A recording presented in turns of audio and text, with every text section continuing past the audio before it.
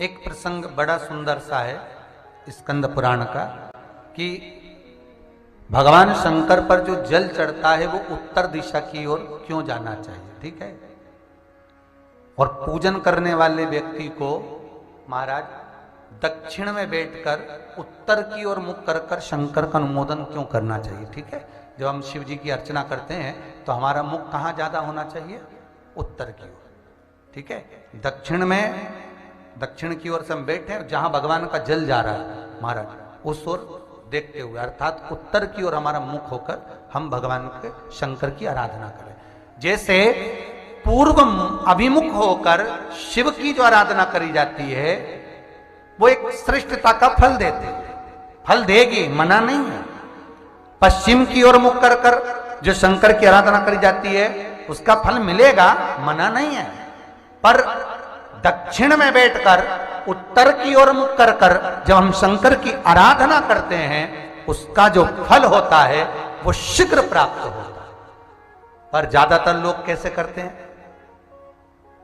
आप लोगों ने भी तो करा होगा, बोलो जरा जम के, कहां बैठते हो महाराज जी, उत्तर की ओर तो जलाधारी का मुख है, ऐसे एक सहज भाव।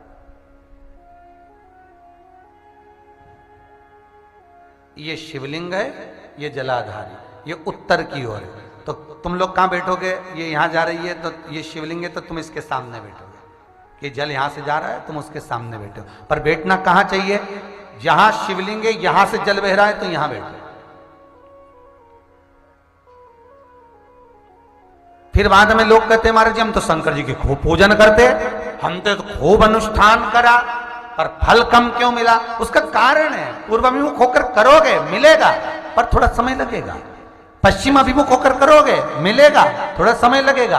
पर शिव आराधना में जब दक्षिण में बैठकर उत्तर का मुख कर कर जहां शिव का जल जाता है, बस यहां बैठकर अगर आप शंकर की आराधना कर रहे हो तो वो कामना पूरी होने में देर नहीं लगती, कार्य जल्दी ही पूर्ण हो जाता। पर दुनिया के लोगों तो वही हिसाब से जाते हैं, जैसे शंकर जी के मंदिर में जाओगे तो इधर पानी बह रहा है तो तुम सामने जाके जल चढ़ाना चाहोगे या उधर बैठकर जल चढ़ाना चाहोगे। तुम्हारी जो इच्छा है, तुम्हारी जो आनंद है, ब्राह्मण भी अगर आपको बिठाएंगे तो पूरा पश्चिम का मुख कर कर बिठाएंगे, यहां बैठ जाओ, यहां से पूजन करो, यहां बैठ जाओ। पर उसमें शिव महापुराण में, स्कंद पुराण में कहा गया कि भगवान शिव को रिझाने के लिए सर्वश्रेष्ठ स्थान कि काल को भी जीता जाए और दक्षिणवर्ती का काल हो,